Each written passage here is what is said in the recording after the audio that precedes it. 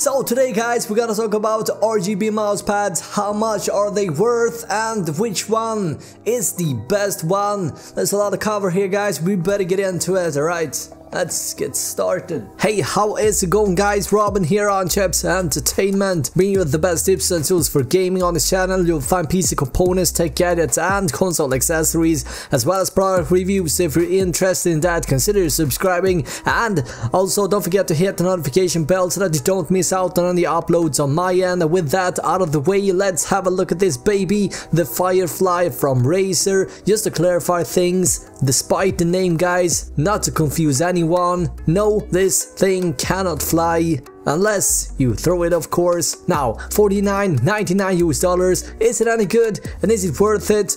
It might seem pricey, but I'm gonna do my best to explain why this replaced my good old cloth mouse pad from SteelSeries after several years of use. But let's start with the technical shenanigans. It measures in at approximately 14 inches by 10 inches.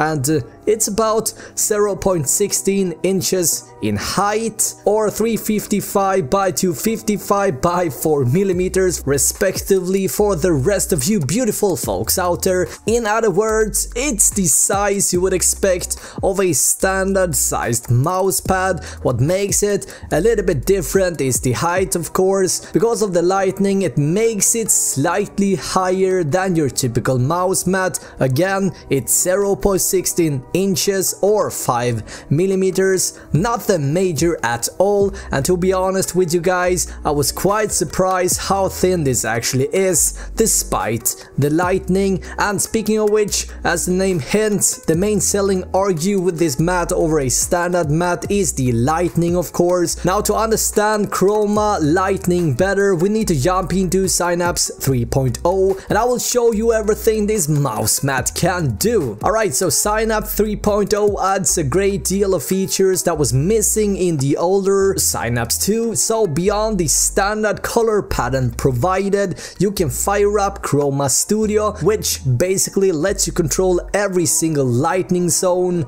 at your fingertips. This stuff is really powerful, and you get to customize every Razer gear peripheral on the very same screen. And once you're happy with your result, simply save it down and you will have it stored in the cloud. Razer has improved themselves a lot over the years when it comes to software side of things. Synapse 2 was a joke in my opinion. That being said, this software is not perfect by any means guys, and I would still choose IQ Corsair's utility over this, but yeah, it is at least work in progress. In the end, what matters the most of a mouse pad is how good it is to game on, and I would be lying if I said it wasn't any good to actually play on. I've tried 4 different mice on it, including Razer, Death Adder, Chroma, even though my preferred mouse right now is still the G502 Prothea Spectrum, which I by the way did a review on a while ago. I'll link that down below for you guys. Now, regardless of which mouse I choose here, I didn't have any issues with the sensitivity trouble or any lags or whatnot. It's what you would expect of a mouse pad, so to speak. Now, if you're coming from a soft mouse pad, I would best describe the hard one to be a little bit louder and a little bit more slippery.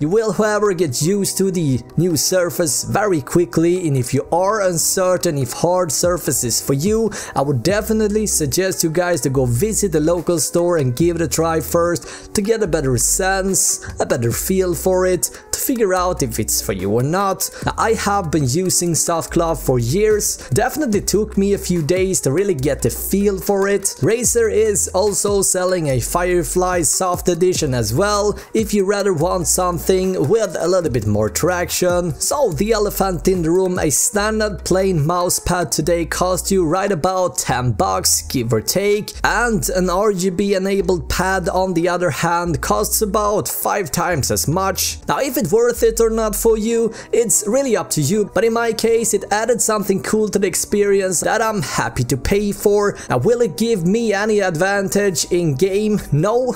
Not really. Will it serve me any practical benefits whatsoever?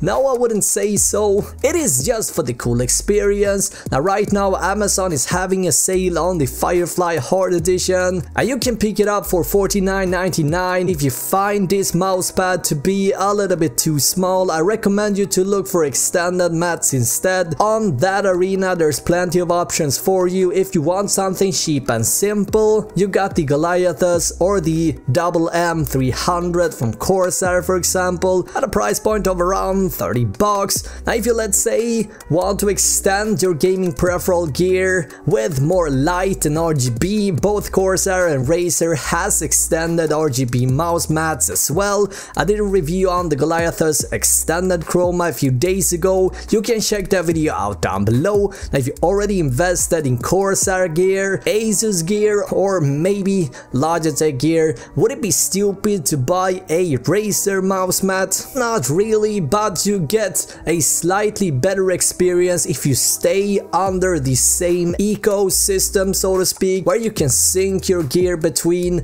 all peripherals without having several different softwares running in the background of your system. Even though Razer was first with RGB enabled mouse pads, and in my opinion they do this in a very fun and funky way. The lighting is very vivid and strong. Many different brands have followed the trend now, so definitely check out if your brand are selling a mouse pad as well with RGB enabled if you want to stay under one single ecosystem. Now to sum it all up, what I like about this mouse pad is because the surface is hard, let's say you spill some Coke or apple juice on it, it is not gonna be the end of the world as it would have been with the cloth one. Also, because the surface is hard plastic texture, you won't be able to wear it out in the same way as a soft material that often gets dirty and ugly after hours of use. Now what I don't like so much, the hard surface is not as quiet as a soft surface, and because it's basically made of stiff plastic, you typically don't want to bring this along when you're traveling to LAN parties and to friends with the risk of breaking it, because you can bend it pretty easily, and if you put too much force on it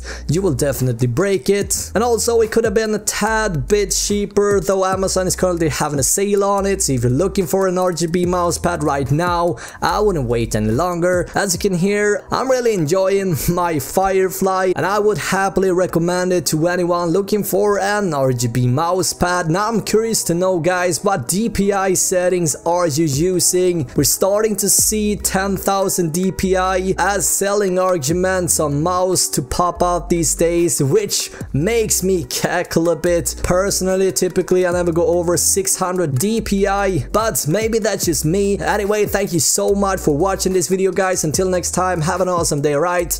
Bye!